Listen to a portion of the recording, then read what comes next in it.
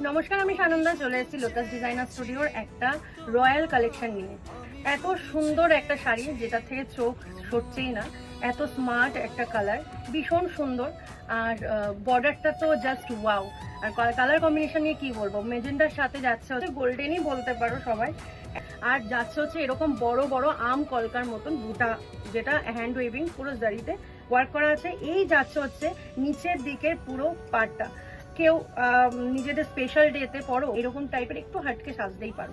আর এটা যাচ্ছে উপরে বর্ডারটা, এই যাচ্ছে হচ্ছে উপরে বর্ডারটা। কি সুন্দর শাড়িটা।